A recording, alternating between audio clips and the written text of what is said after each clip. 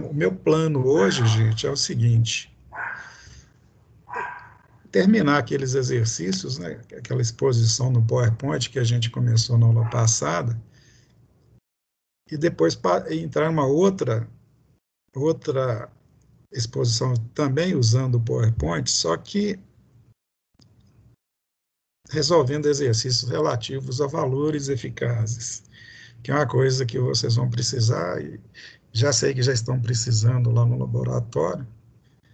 Então, vamos começar, então, a tentar começar a partir do ponto que a gente parou na aula passada e continuar e ver até onde a gente vai. Eu não lembro exatamente onde que a gente parou. Vocês vão me ajudar aqui agora. Eu vou colocar a exposição.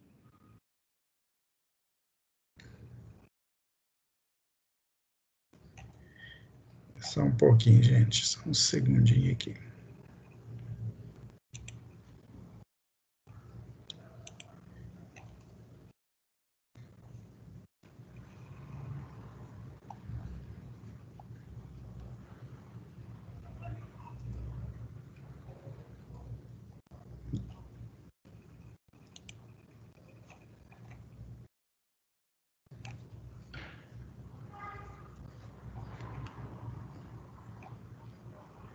O áudio seu não está chegando aqui. Vocês estão falando comigo? Desculpe, eu realmente não ouvi ninguém falar nada. E vocês estão me ouvindo?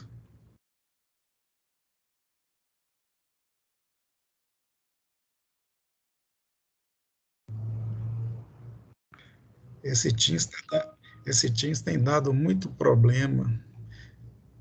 Vamos tentar manter a conversa assim. Se vocês estão me ouvindo, dá para ir.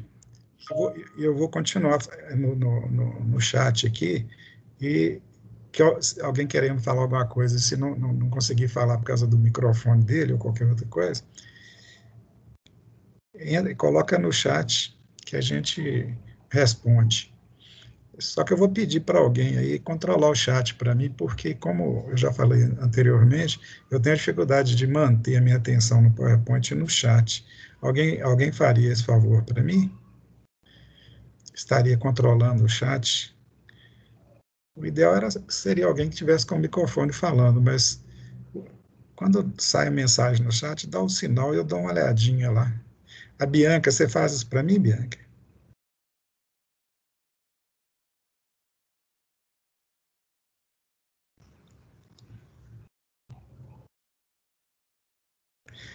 Tá legal. Vamos lá, então. Ô, gente, eu temo que eu esteja falando aqui, achando que vocês estão vendo o PowerPoint e não esteja. Mas vamos ver o que dá. Ver o que a gente consegue aí.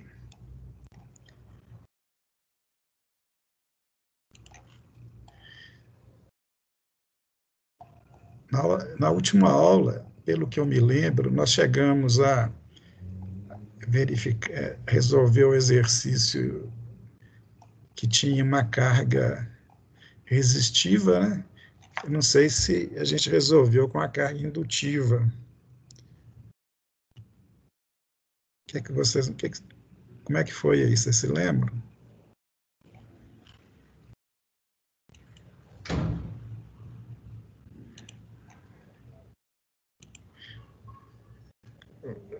Estou sentindo que hoje vai ficar difícil para todos nós. Complicou. Não estou chegando, eu não estou sabendo como é que. Eu vou ver aqui se eu consigo resolver esse problema. Peraí.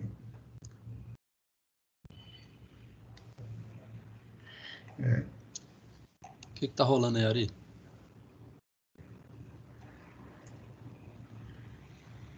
Se o Chico tivesse aqui, ele resolvia para mim. Aquele rapaz entende bem disso. O que aconteceu aí? Ô, Chico, eu acho que ele não está escutando a gente. Eu não quero abrir e começar de novo, porque aí pode ser que dê mais problema. Mas talvez Ari, não você tenha não tá ouvindo, outro não? jeito. Eu vou fazer assim, gente, aguenta um minuto que eu vou fechar a reunião e abrir de novo. Pode ser, e vou abrir por outro Ele não está caminho aqui, vou escutando usar o Teams, nenhum de nós. o Teams que o Cefete disponibilizou. Aguenta só um minutinho.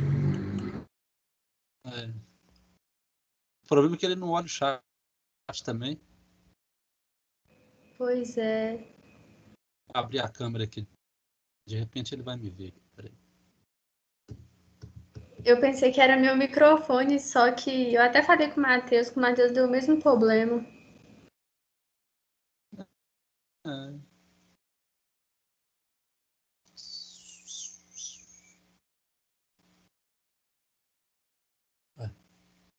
Eu também não. Deixa eu tirar meu sinal da. Mostrar efeito. Nenhum.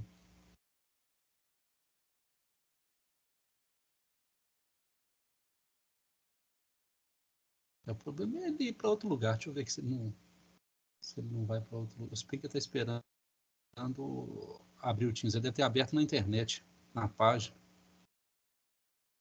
Aí dá problema. O meu aqui dá problema de todo qualquer jeito. Nossa.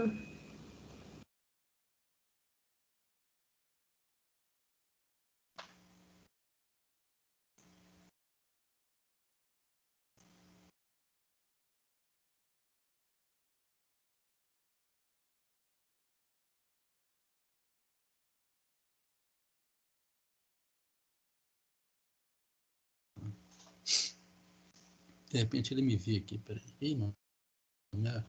Minha luz aqui tá fraca. Deixa eu abrir aqui para ver se melhora. Não estou muito não.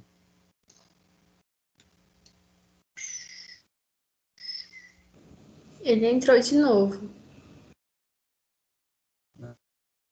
Tá aqui, Ari. Microfone desligado. Só o microfone e a câmera. Beleza. Acho que agora deu, né, gente? Oi, Ari. Você tá Boa ouvindo, noite. Ari? Boa noite, Francisco. Eu tô aqui. Eu não estava conseguindo ouvir ninguém, aí eu fechei e abri de novo o Teams, mas para variar, sabe o que eu estava fazendo? Eu estava entrando pelo Fundamentos, depois que eu vivo chutando cadeira, eu tenho que tirar essas cadeiras daqui, eu estou tropeçando toda hora. Mas agora Eu vai. vi que tinha lá um negócio aberto, mas eu não sabia se era você. Na reunião já começamos ela há algum tempo, só que estava sem, os alunos estavam sem microfone, e eu não consegui pô-los no ar aqui. Entendi. Mas vamos continuar, então, que agora está normal. Quem vai ficar olhando para nós aí, o chat aí? A Bianca? Eu posso olhar. Tá, então tá beleza, ótimo. Vou voltar lá na apresentação.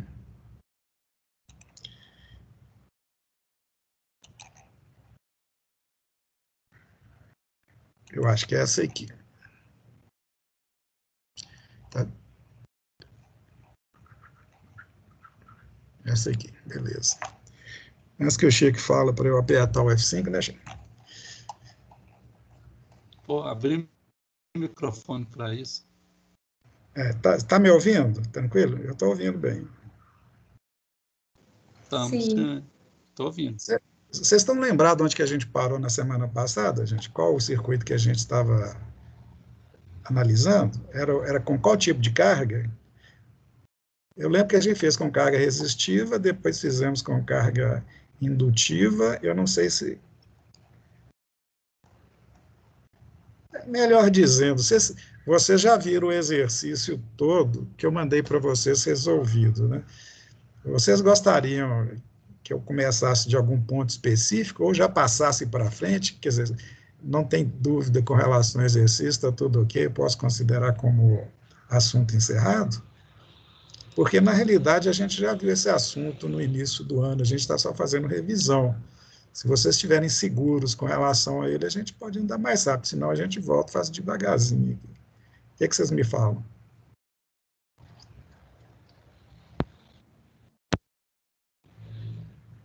Alguém falaria alguma coisa para me ajudar?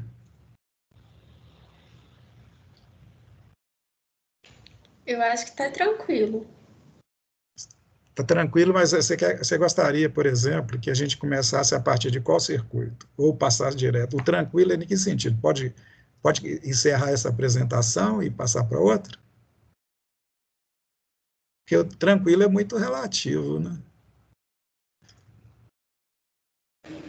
Eu acho que pode continuar a apresentação, se alguém quiser que passe para frente também, para mim, por mim tá tudo bem.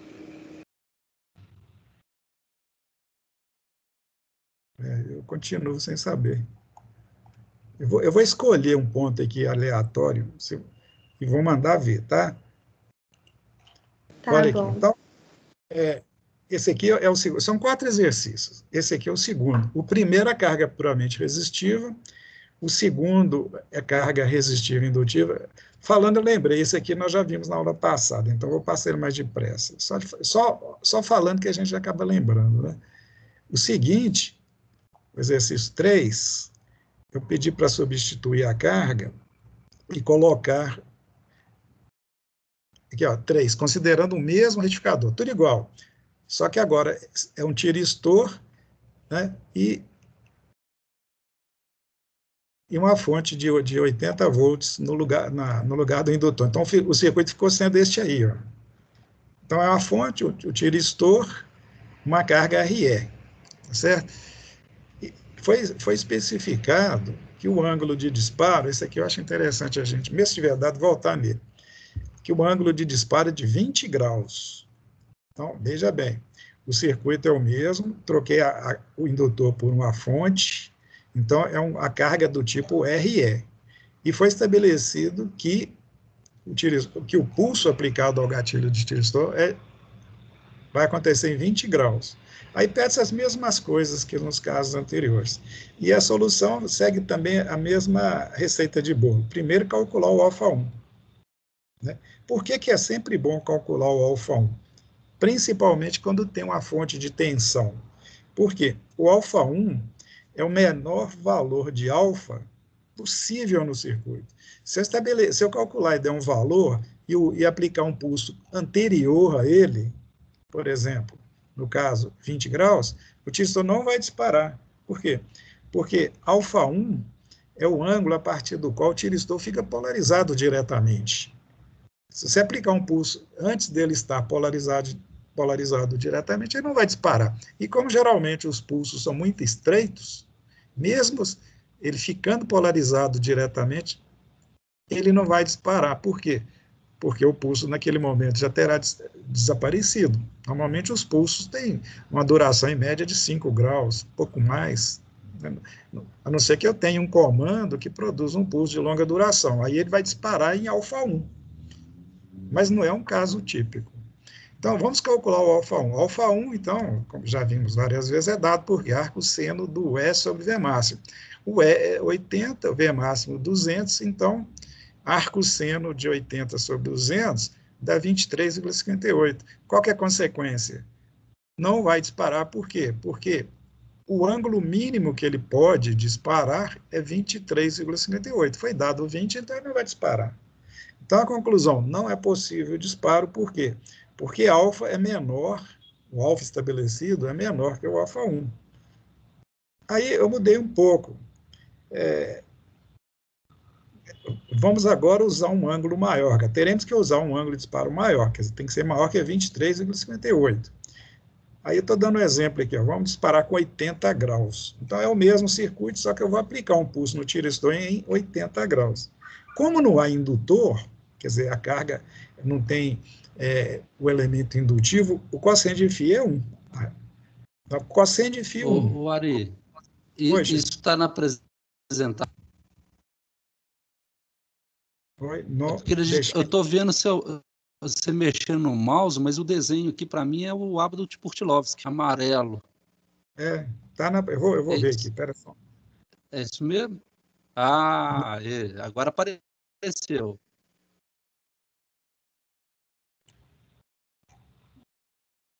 Só que, Chico, eu vou mudar um pouquinho aqui, ó. Porque esse desenho que você está vendo aí não é do PowerPoint. Esse aqui é o arquivo do Word. Eu vou abrir de novo e ver, eu vou colocar o do PowerPoint. Eu pensei que tinha colocado, e estava falando aqui como se tivesse colocado. Hoje eu estou sentindo que as coisas não estão muito bacanas, não. Vamos ver se é essa aqui, peraí.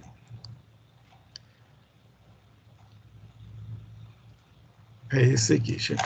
Então vamos lá. Voltar lá naquele circuitinho lá, que aqui vai ter que ser dessa forma mesmo. Está aparecendo aí, eu mudando aqui, Francisco? No PowerPoint? Ainda não chegou, não. Compartilha a sua área de trabalho, que aí o que você vê é o que a gente vê. É o que eu fiz, mas acho que eu não fiz bem feito, não. Está compartilhado, tá vendo? Olha lá. Vamos de novo, e agora? Espera aí. Chegou. Apareceu. Estou vendo o gráfico agora, o circuito tiristor e o gráfico do lado. Eu vou movimentar aqui a figura. Movimentou? Aqui, ó. Apareceu um desenho, Não. apareceu um gráfico. Não. Apareceu o circuito RL com o tiristor e o gráfico do lado. Pois é isso. Então vamos chegar okay. no circuito que a gente está. Agora sim. Obrigado, Francisco. Então vamos lá no mesmo circuito que a gente está fazendo. Agora está a tela aí, não está? Tá isso. Tranquilo, meninos? Tranquilo. Agora que vocês estão vendo o que eu estava falando, né? Que eu estava dizendo que o tiristor... Vou repetir rápido aqui, ó. O problema é estabelecer um ângulo de disparo de 20 graus. E nós calculamos o alfa 1, usando aquela expressão dele, e verificamos que o alfa 1 é 23,58. Portanto, maior do que 20. Quer dizer, eu vou aplicar um pulso no tiristor em 20 graus, mas ele só vai estar polarizado diretamente em 23,58. Então, ele não vai entrar em condução. A solução é aplicar um pulso depois desse 23,58, que é o que eu estou fazendo aqui. Ó. Eu mudei o exercício agora, o ângulo de disparo alfa vai ser 80, escolhido arbitrariamente porque é maior do que 23. Né? Eu estava dizendo o seguinte, como o circuito só tem um R e tem uma fonte, o quociente de φ é 1. Todo circuito que tem uma carga puramente resistiva, o quociente de φ é 1. Então, com o quociente de φ 1, o A, aquele Azinho do ábaco de Pustilov, que é sobre V máximo, igual a 0,4, e o alfa igual a 80, indo lá no ábaco, que a gente não precisa de ir lá, mas indo lá no ábaco, a gente vai chegar à conclusão que o beta é 153 graus. Depois vocês confiram direitinho aí, tá? O A é 0,4, quociente de φ 1, e alfa 80, projetando esses pontos no gráfico, conclui-se que o beta é 156 graus. Né? Aí fica assim, ó, a forma de onda, ó, o circuito está aqui ao lado, e a forma de onda está aqui. Ó. Observe que de 0 graus até alfa, que é 80, a tensão na saída é a fonte, é constante. Chega aqui, aplicou o pulso, o tiristor dispara, como sempre acontece, a tensão na saída passa a ser adquirir o valor da fonte CA. Então, fica aquela senoide lá, ela vai reduzindo. Quando chegou aqui, ó, o tiristor vai cortar. Por quê? Porque o ângulo de corte que nós calculamos é 156. Observe que ele vai cortar antes de 180 graus.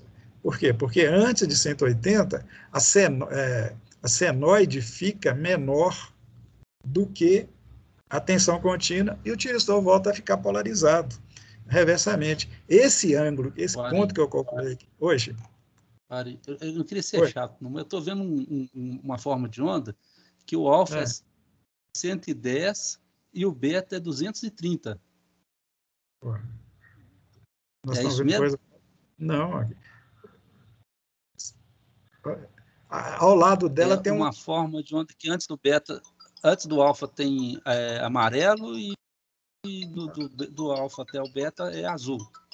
Eu achei que você não está sendo chato, não. Você está me ajudando muito. Só que eu não sei por que está acontecendo, porque o PowerPoint é um só, né? É o mesmo. A gente. Não sei. Espera aí, eu vou fechar tudo, vou deixar só ele aberto, para não termos dúvida, tá? Pode ser que um esteja interferindo no outro, sabe? É porque você está escolhendo transmitir o PowerPoint e não a tela. Agora eu estou vendo várias curvas agora. Ari, tenta ficar na tela sem abrir sem abrir a apresentação de slide. Fica só com o PowerPoint aberto, sem apresentar slide. Isso que eu estou mostrando aí, vocês estão enxergando? Sim. Sim. Vamos fazer por assim. Vai ser uma gambiarra, porque não vai ficar a tela toda, né? Mas vamos lá, não tem problema não. Então, olha aqui. Se tivesse um jeito de aumentar, tem. É só aumentar aqui, ó. Para vocês visualizarem melhor. Olha aqui, é importante essa figura aí ficar bem grande para vocês enxergarem. Tá vendo? Olha aqui. Tá legal agora? Tá claro aquilo que eu estava falando? Olha aqui. Agora tá no alfa 80 e o beta 156. Eu não estou em modo de apresentação, não, atendendo a sugestão do nosso amigo aí. Vamos fazer desse jeito mesmo. Deve estar havendo algum problema com essa apresentação, porque eu estou enxergando uma coisa aqui e vocês outra. Como é que pode uma coisa dessa? Eu estou em Belo Horizonte, vocês estão em Betim, eu estou em Betim, e a turma está lá em Venda Nova, sei lá.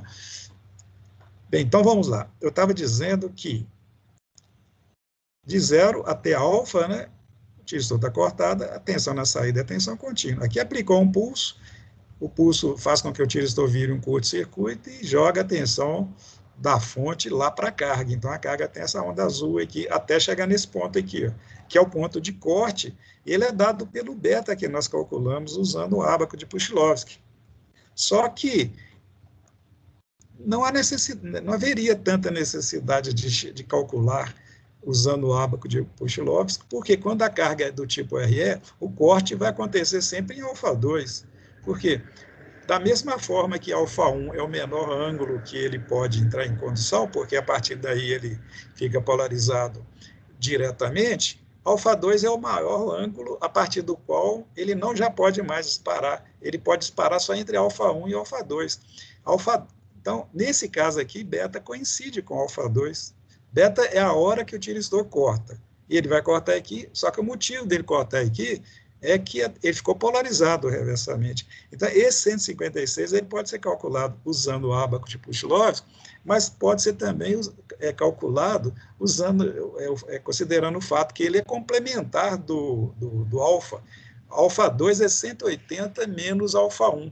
Alfa 1, que nós calculamos, deu 23, alguma coisa, 180 menos 23, alguma coisa, dá 156, alguma coisinha, arredondando tudo, entendeu?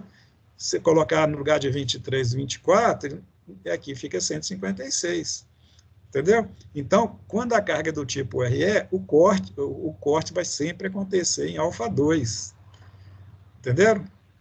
Então, a onda é essa aí, né? Chega aqui, ele corta, assume a saída e vai por aí, tá certo? Um detalhe aqui é a forma de onda de corrente, essa linha vermelha que está aí. Ó. Como que eu obtive esse gráfico?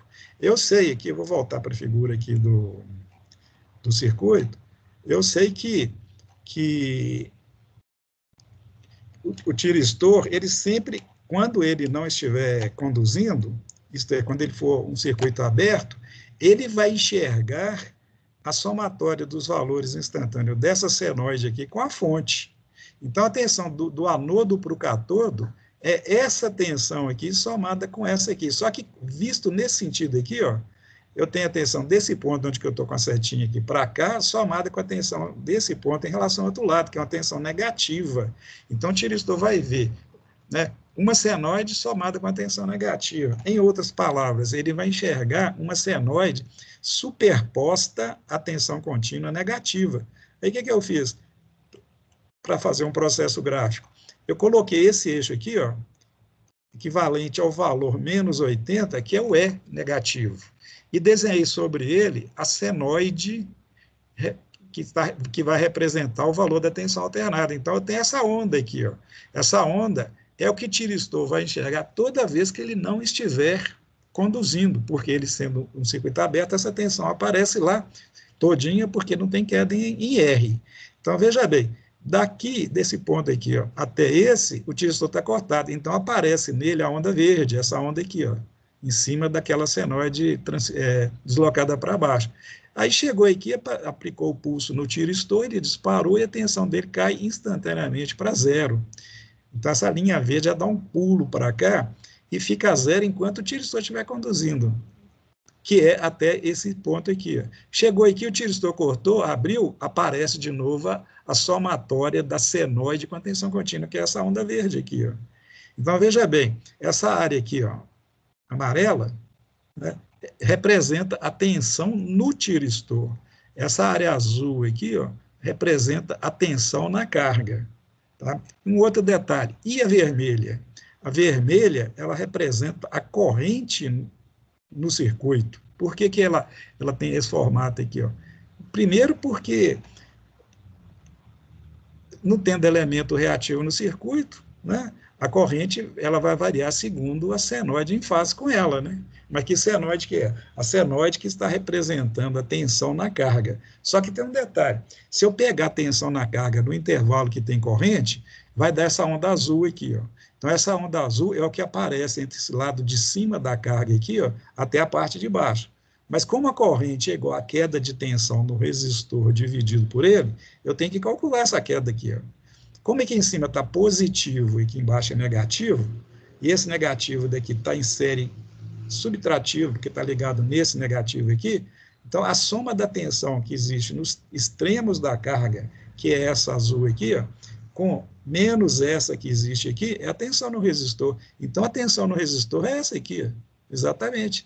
Na realidade, ela pode ser calculada usando os valores instantâneos de tensão na carga e retirar essa senoide aqui nela e deslocar para cima dela. Por quê? Porque essa senoide aqui já está, tipo assim, menos E para baixo, já está equivalendo ao valor da bateria negativada. Então, se eu pego um instante aqui, por exemplo, nesse primeiro instante aqui, e digo que na carga na carga é que tudo, eu estou com esse valor de tensão, certo? E que eu tenho esse valor de tensão, e tenho esse valor aqui, ó, de E, que é 80, a diferença que vai desse ponto até esse é o que está instantaneamente aqui. Então, o valor daqui até aqui ó, é exatamente o valor vermelho daqui até aqui. Ó.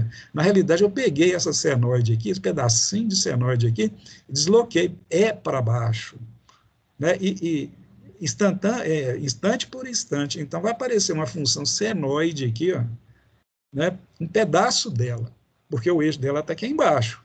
Então, esse pedacinho aqui, ó, se eu colorisse, estaria me indicando aqui facilmente o valor da corrente. Então, o gráfico de corrente é o vermelho. Né? Em qualquer instante, é o valor da tensão que existe na carga menos esse E. Olha aqui, ó. O valor que existe na carga não é esse? Esse valor menos ele mesmo não é zero? E assim sucessivamente.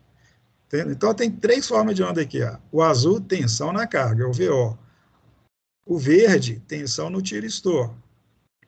E o vermelho, corrente na carga. Entenderam? O passo seguinte nosso aqui será calcular, resolver o exercício, né? Calcular o valor médio. Né? E, usando aquela expressão que a gente chama de expressão genérica, é só colocar os valores nela lá, gente. Olha aqui. V máximo 200, então está 200 sobre 2π. Alfa é 80, então cosseno de alfa é cosseno de 80 graus. Beta é 156, então menos cosseno de 156. O E, 80, né, V máximo 200, coloquei aqui. O alfa está aqui, ó, só que não esquecer que essa expressão aqui, ela tem que dar número puro. Por quê? Porque eu vou multiplicar tensão por um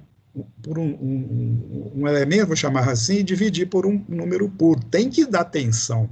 Então, é volt vezes um número puro dividido por um número puro da volt. Então, aqui não pode ter nada a não ser um número puro. Na realidade, é o valor de alfa em radiano, assim como o beta também. Então, o que você tem que fazer? O alfa não é 80 graus, passa 80 graus para π radiano. É só usar uma regrinha de 3. Né? Por exemplo, π equivale a quanto? 180 graus. Π equivale a 180. Ou seja, vou fazer o contrário. 180 equivale a π. Alfa vai equivaler a 80. Né? né? A regrinha é essa, tá? É 80 sobre 180 vezes π, que vai dar esse valor aqui, ó. E o beta é 156, então é 156, usa a mesma regrinha de 3, né? Então vai dar 156 dividido por 180 vezes π, que dá esse valor aqui. Então é um númerozinho puro, né? E resolvendo, né, cosseno de 80 deu isso, cosseno de 150 deu isso, e esse que está dentro do parênteses aqui, vezes o A, deu isso aqui, ó, e 80 volts lá de fora. Resolvendo, deu o quê? Deu 97,73 volts. Observe uma coisa interessante aqui também, que eu gosto de frisar, é o seguinte, a área, esse valor médio é dado por essa área aqui, vamos dizer assim, ele é proporcional a essa área aqui. Observe que a área azul total, ela está acima dos 80 volts, um equivalente a essa área aqui, ó, essa parte que eu estou circulando aqui, ó.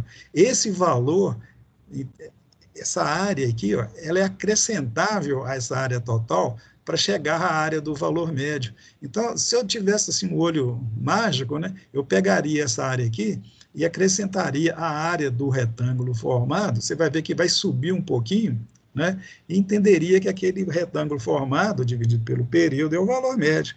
E olha bem, deu 97,73.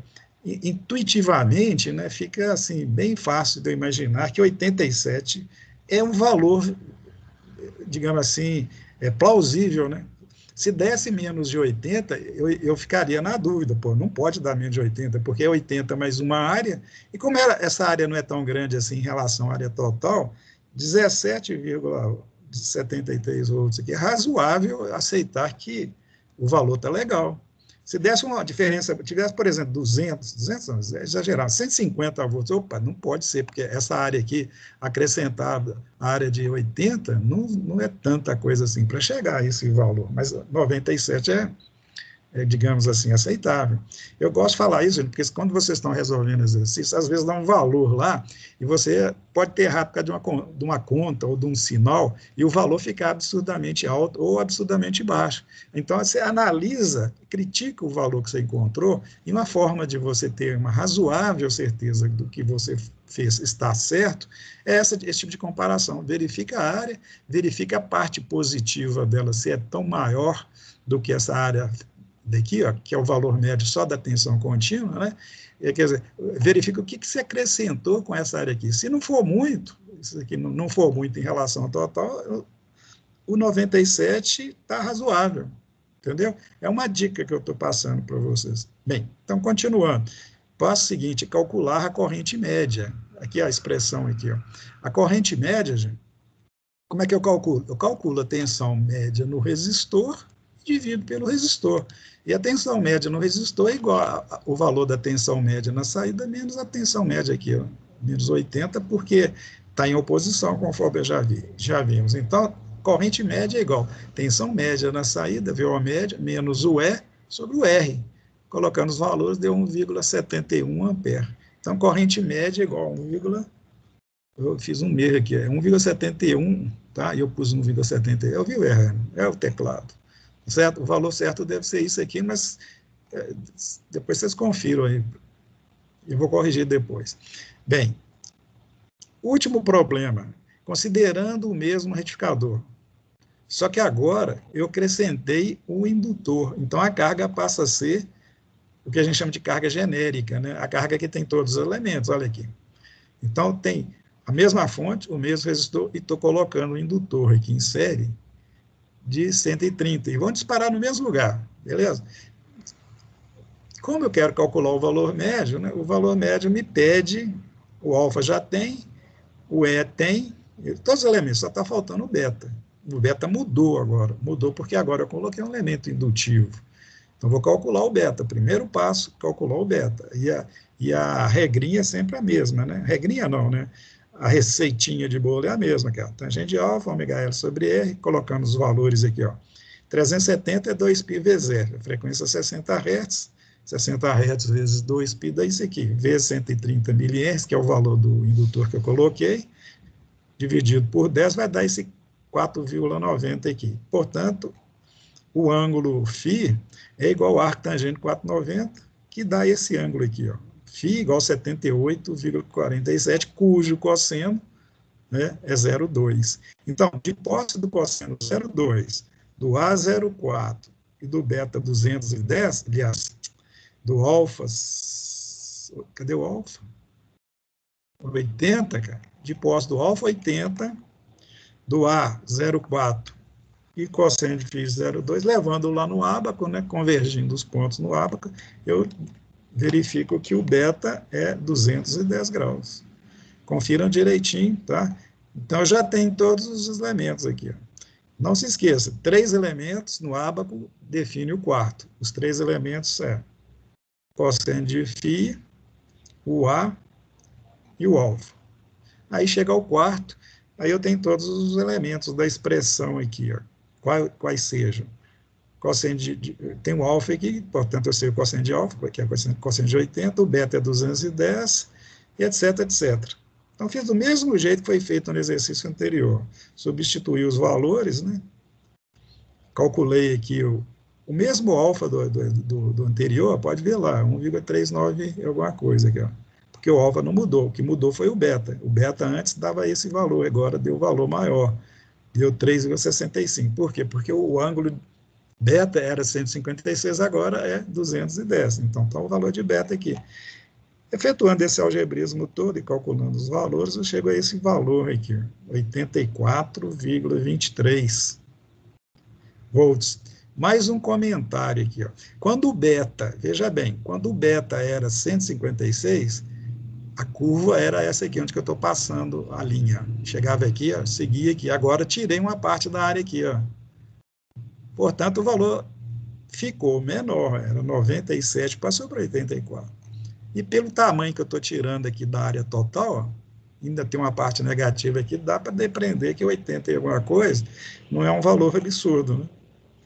Tá certo? Pode ter alguma diferencinha numa casa decimal, 1 volt ou 2 para mais ou para menos, mas é um valor totalmente aceitável, não aprova e a gente aceita tranquilamente. Tá certo? Então, checou o valor, deu isso, beleza.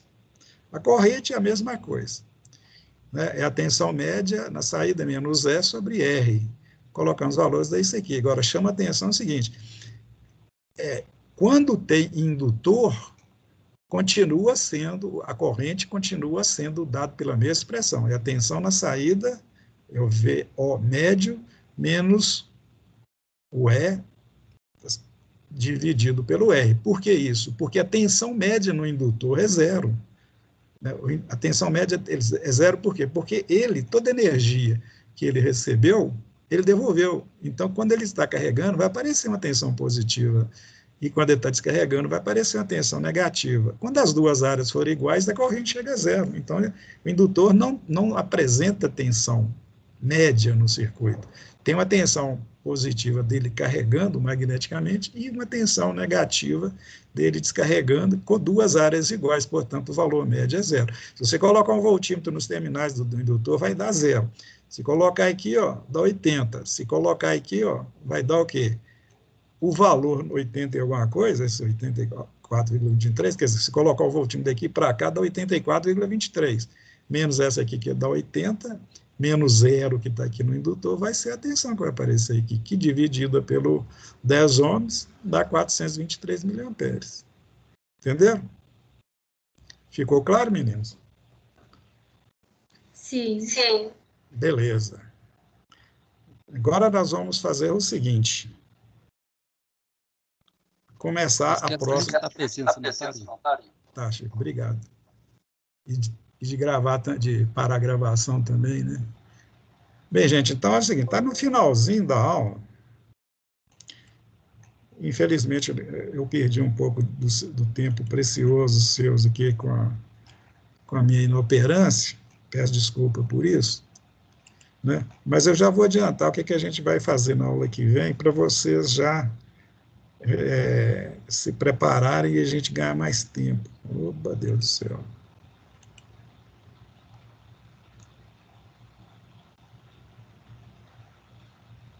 Eu acho que é esse aqui, ó. Deixa eu ver. Exatamente. O assunto da aula, gente, já está aqui no PowerPoint, é o Mário, mesmo... Oi. você está tentando compartilhar alguma coisa ou não? Obrigado. Não precisa falar mais nada, né? Que eu não estou compartilhando, né? Deixa eu fazer de novo. E agora? Deu?